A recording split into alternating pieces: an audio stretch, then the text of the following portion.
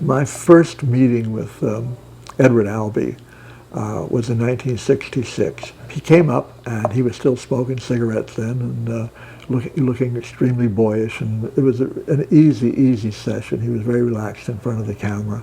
Jack suddenly became part of my life and has stayed part of my life. But when we met, on the circumstances, I don't know. Perhaps it was when he was photographing me a very long time ago when I was a reasonably young fellow.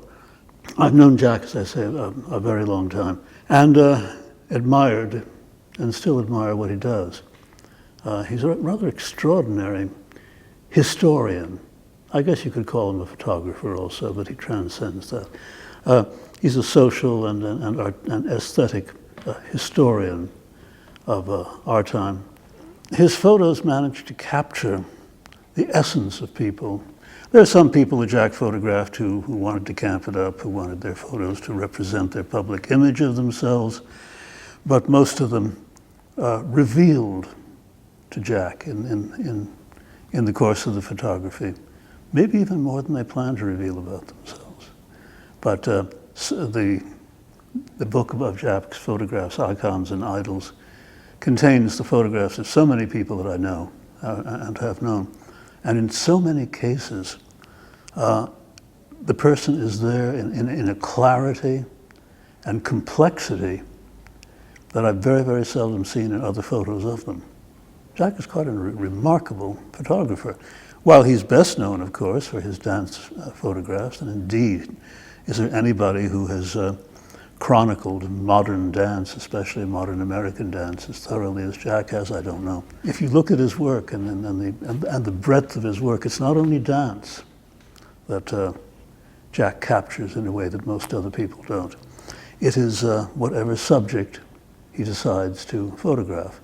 Jack's photographs, in a way, although Jack's photographs, I think, are equally glamorous in their own way, they're also much more naturalistic, I think. And there's a sense of the quality of the personality of the sitter that comes through so much more strongly, I think, than comes through in Warhol's work. I think Warhol, in a way, was about kind of erasing the personality from his sitter, and Jack is really about capturing that, almost kind of capturing the people off guard in a certain way. And I think, you know, you look at all of Jack's photographs, and what comes through seems to me the comfort level that the sitter has. And I think that anyone who's either a photographer or a portrait painter or a filmmaker understands how difficult that is.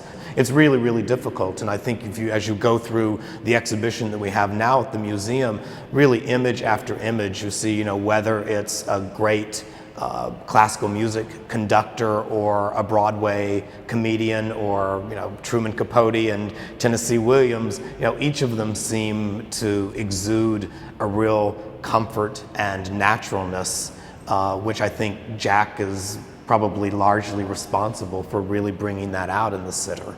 Going through the exhibition, going through the archive of Jack's work, it's sort of every image that you look at, it's someone who was really essential to their field. You know, whether it's Mikhail Baryshnikov or John Lennon or, you know, Patti LuPone or Edward Albee, it kind of runs the gamut of all of the areas of the cultural world. And then you get sort of great photographs of people like Candy Darling and Jackie Curtis, who were really at the fringes. A real history lesson, I think, for people who weren't there to really see, you know, and become familiar with the major players in the cultural life of this country and really internationally during, you know, a 3 or 4 decade period.